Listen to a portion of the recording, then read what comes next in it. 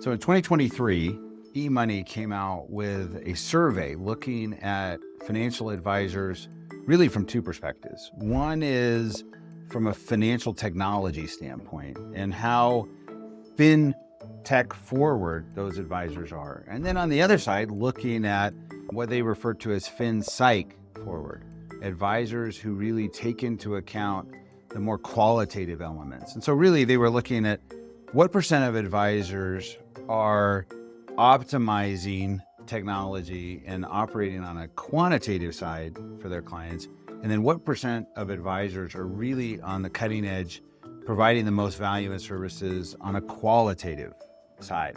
And one of the things that's interesting from their survey is that they found only about 17% of advisors really effectively blend both the quantitative side of investment advice and the qualitative side. And before you think to yourself, I'm already providing those services on the qualitative side to my clients, there was a study that came out in 2021 looking at advisor perception versus client perception. And they looked at it from a couple of respects. One is they asked planners whether they were open to discussing what matters most to clients.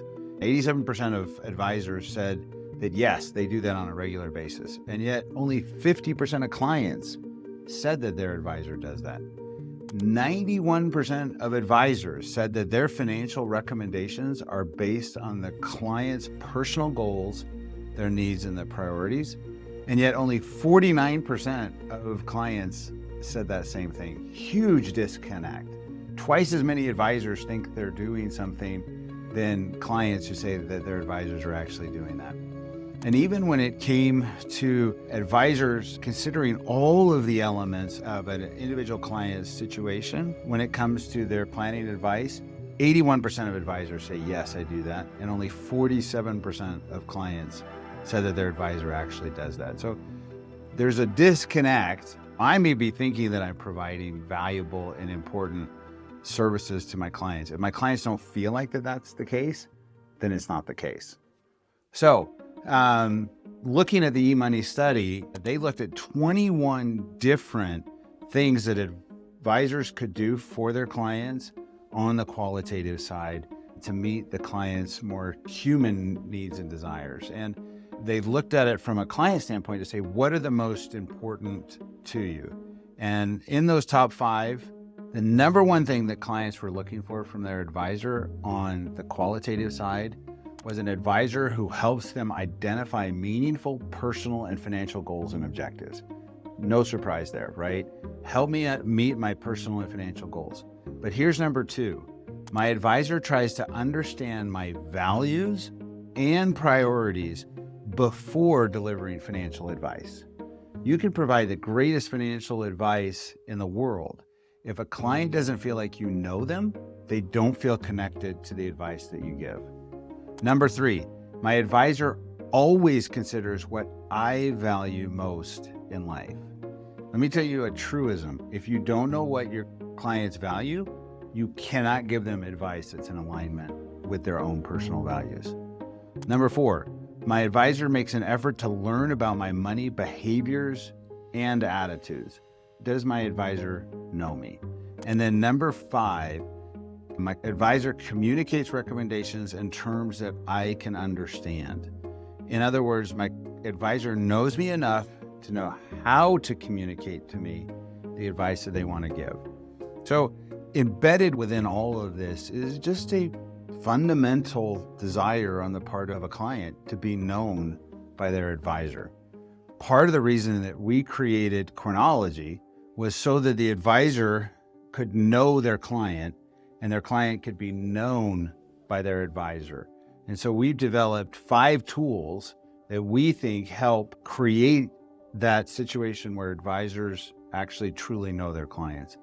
And the numbers are staggering. As you provide more qualitative service for your clients, the overall satisfaction that clients have in the provision of those services increase dramatically.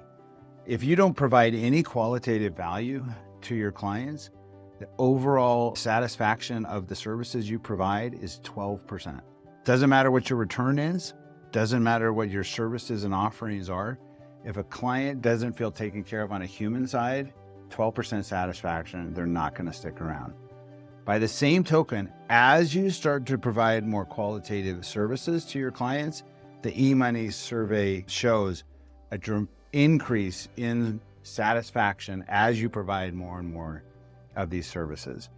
On average, of the 21 that eMoney surveyed, the average advisor only provides about 8 of those services.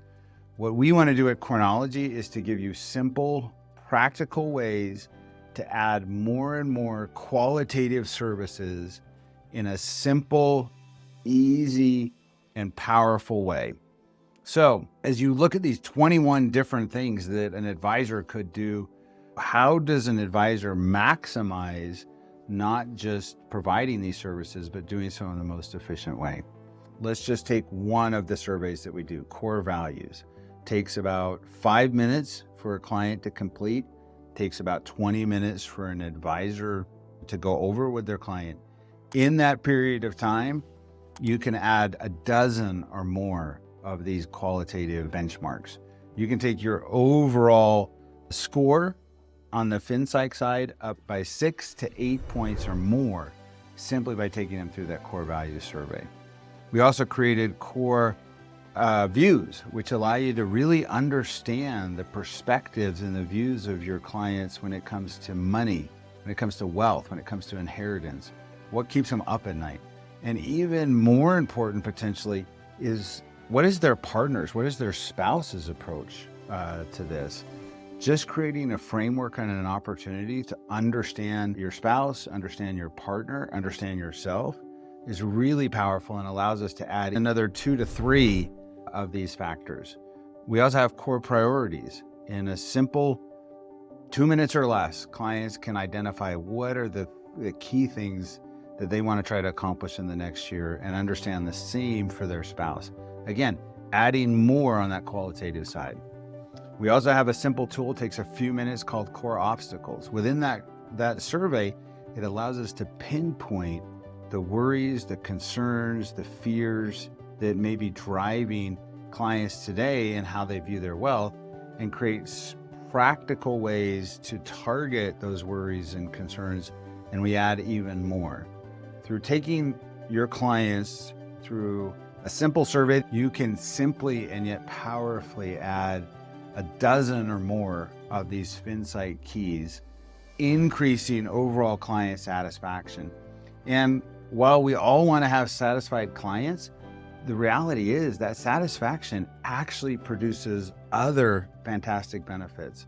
One, advisors who are seen as both tech forward and FinPsych forward, in other words, they provide both meaningful quantitative tools and qualitative.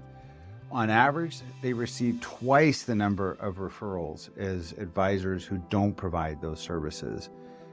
Clients report reduced financial anxiety, increased levels of trust, increased levels of motivation, and increased levels of loyalty. Loyalty nearly doubles when you provide both elements of these services to your clients. And so while client satisfaction is certainly valuable in and of itself, the reality is this: a satisfied client is a loyal client. A satisfied client is a client who refers others to you.